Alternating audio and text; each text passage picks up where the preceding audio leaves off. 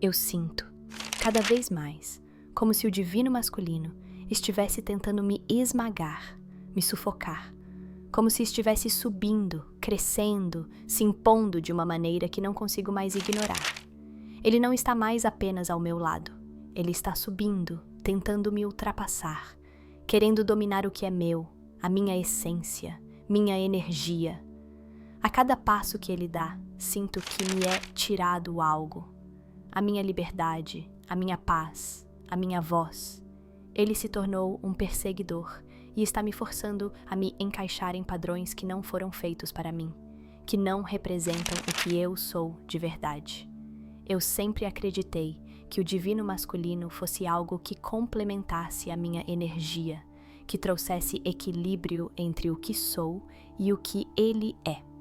Mas hoje vejo que essa força se distorceu. Ele não está mais ao meu lado. Ele está tentando me ultrapassar, me engolir, me transformar em algo que não sou. Onde antes existia parceria, agora há uma pressão constante, um domínio silencioso, como se minha essência feminina fosse algo a ser subjugado. E ao tentar me moldar aos padrões que ele impõe, sinto que estou perdendo a minha voz, a minha liberdade.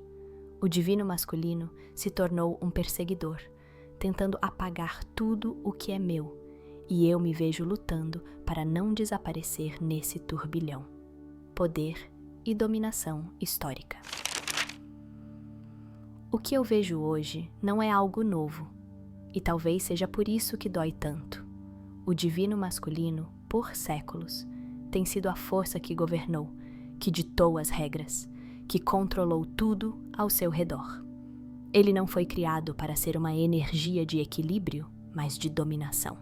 Foi ele quem construiu o sistema de poder no qual estou inserida, e por mais que eu tente, ele ainda é o pilar invisível que define minha posição no mundo. Não é só que ele esteve ao meu lado, ele esteve acima de mim, dizendo o que eu poderia ou não fazer, onde eu poderia ou não estar, como eu deveria ser para ser aceita. Desde o momento em que nasci, fui educada para acreditar que minha voz, minha visão e o meu lugar eram sempre menores, inferiores. E por mais que o tempo passe, essa estrutura não desaparece. O que vejo hoje é uma perpetuação silenciosa dessa opressão, uma constante perseguição que me diz, a cada passo, que minha essência feminina não é suficiente. Ele continua tentando me convencer de que a única maneira de ser poderosa é ser mais como ele, mais rígida, mais lógica, mais controladora, mais impositiva. O modelo de poder que ele criou não reflete quem sou, mas o que ele quer que eu seja, um reflexo distorcido do que ele considera forte e importante. Ele me diz que se quiser ser vista, reconhecida ou respeitada, preciso me encaixar nos moldes masculinos. Preciso abandonar minha suavidade, minha sensibilidade, minha capacidade de nutrir e criar.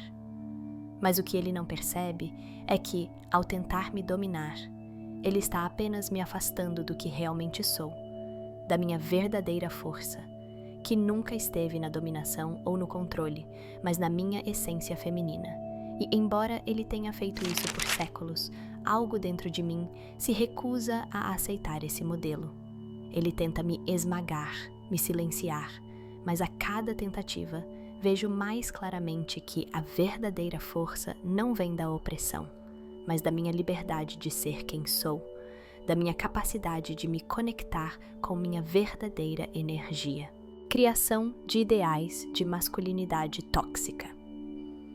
O que o divino masculino se tornou não é mais algo sagrado, algo que me complementa. Ele virou um padrão rígido e inatingível que me sufoca de dentro para fora. Ele não é mais apenas uma energia de proteção ou liderança.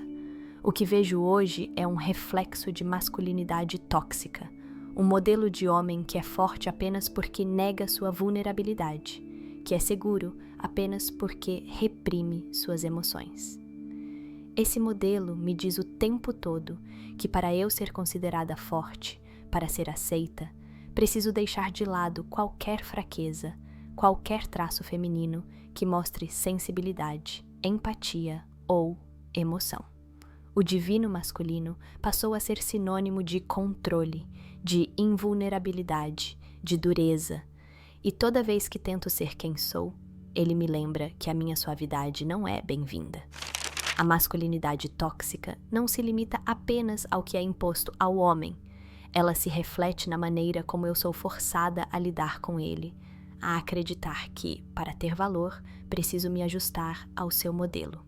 Ele me diz que, se quero ser poderosa, preciso ser mais assertiva, mais impositiva, mais agressiva. Como se minha essência de mulher, com todas as minhas emoções, instintos e intuições, não fosse suficiente. Tento seguir meu caminho, mas a cada passo sou lembrada de que devo me adaptar à sua visão de força. E isso não é força, é um grito desesperado por controle, por dominação. Ele não me ensina a me conectar com minha verdadeira força interior, mas a me tornar uma sombra do que ele acha que devo ser. Eu vejo isso refletido em tudo ao meu redor, no trabalho, nas relações, na forma como sou tratada na sociedade. O modelo de masculinidade que ele impôs diz que para ser respeitada, eu preciso competir com ele, ser como ele. Esse padrão de perfeição masculina distorce a ideia de poder e me faz esquecer que a verdadeira força não está em ser imbatível, mas em ser autêntica, em abraçar todas as partes de mim mesma, inclusive as vulneráveis. Ele me empurra para um papel que não me pertence, me fazendo acreditar que minha sensibilidade e empatia são fraquezas. O que ele não sabe é que, ao tentar me encaixar no que ele considera forte, eu me perco, eu me enfraqueço. O verdadeiro poder não é sobre competir com o masculino, mas sobre honrar o que é divino no feminino. Culpa e violência em nome da espiritualidade.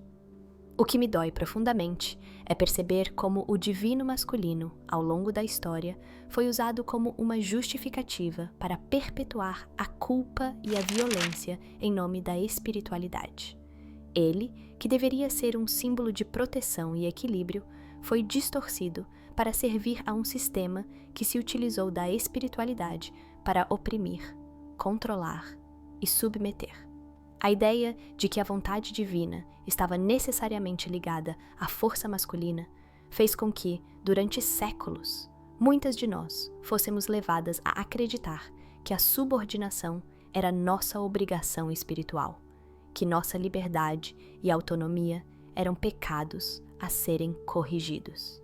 A figura do homem como representante de Deus foi usada não para me apoiar, mas para me silenciar, para me convencer de que minha própria essência era inferior à dele.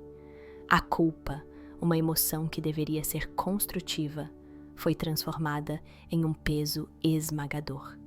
Me disseram que, se algo de errado acontecesse, fosse na minha vida pessoal ou no mundo, a responsabilidade era minha. A culpa foi manipulada para me fazer acreditar que, se eu ousasse ser quem sou, estivesse em conexão com a minha força feminina, eu estava indo contra uma ordem sagrada, contra a vontade de Deus. Essa visão distorcida não apenas me fazia me sentir pequena, mas também me impunha um padrão impossível de ser seguido, onde minha verdade nunca seria suficiente, e minha liberdade, uma ameaça ao que me foi dito ser o correto. A violência que o divino masculino carrega não é só física, mas emocional e espiritual. E essa violência foi disfarçada de autoridade divina, me dizendo que eu deveria me submeter ao que era imposto, ou então seria vista como uma transgressora. Mas a espiritualidade genuína não deve ser uma ferramenta de controle ou punição. Ela deveria ser um espaço de crescimento, de autoconhecimento e de equilíbrio.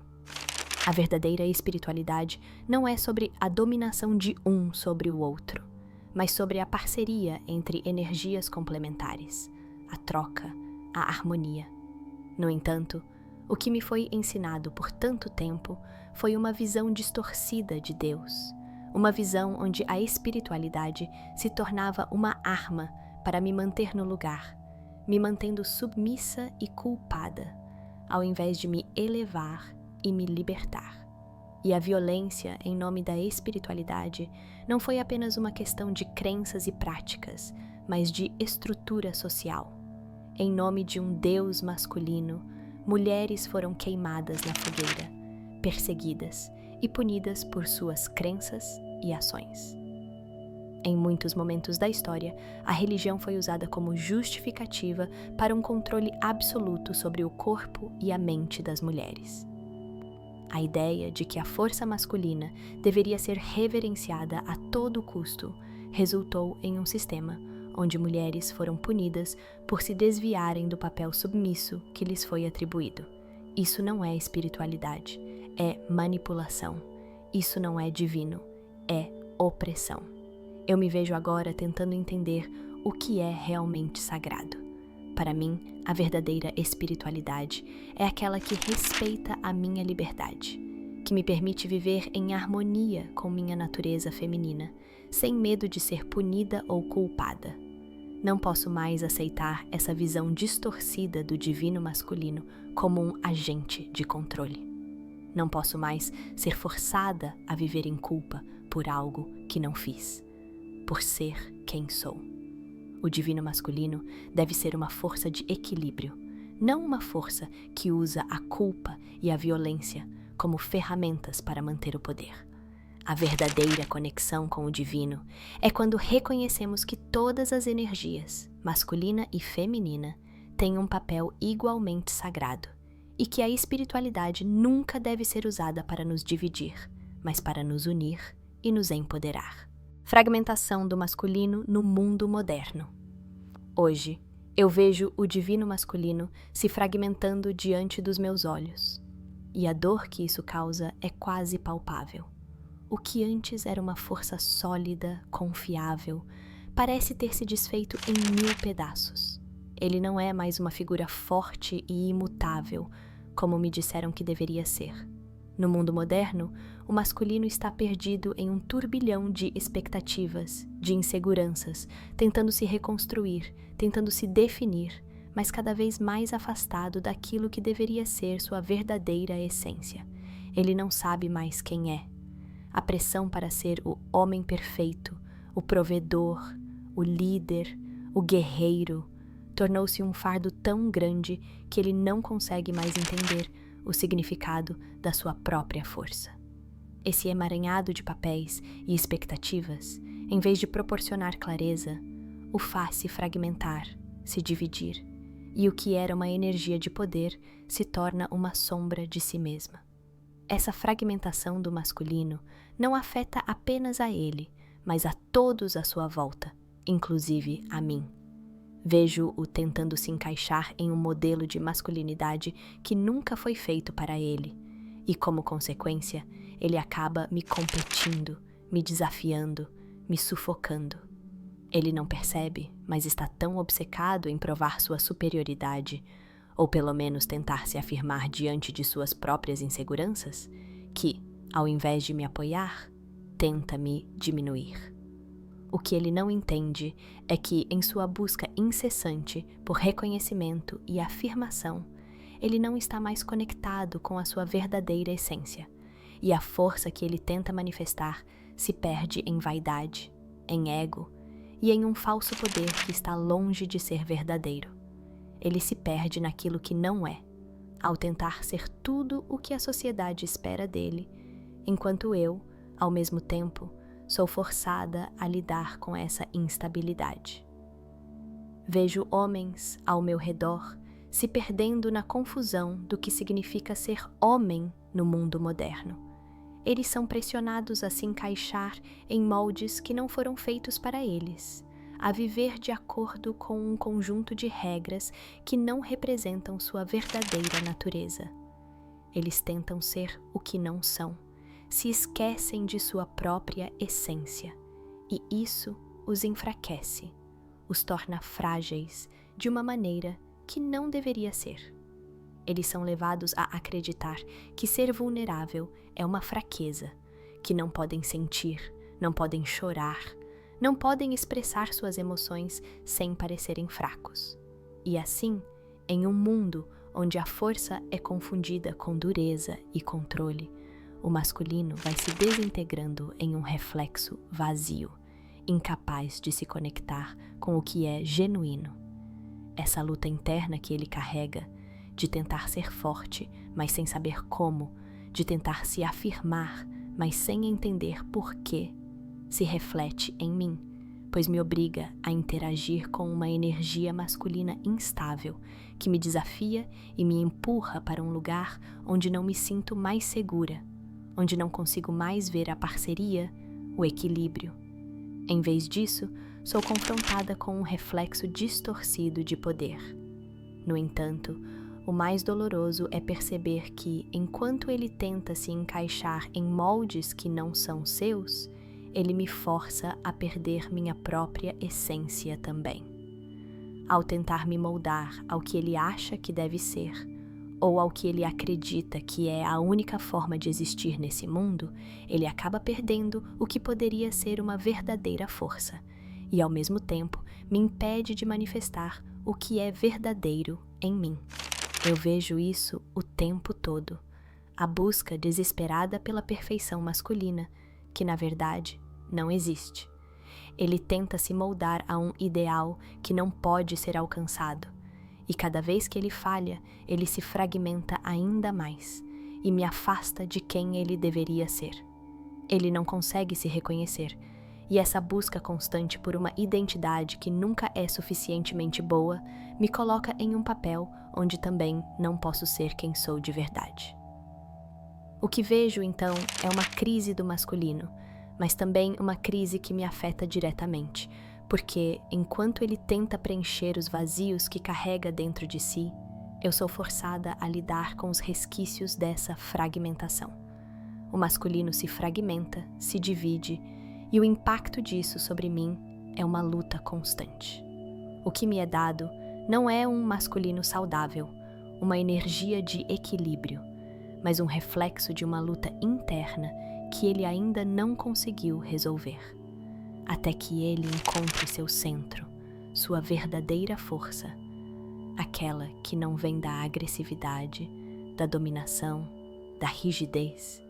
O impacto sobre mim será sempre o de uma batalha constante, uma batalha que não deveria existir, mas que continua me empurrando para um lugar onde não sou mais capaz de reconhecer a verdadeira parceria entre o masculino e o feminino.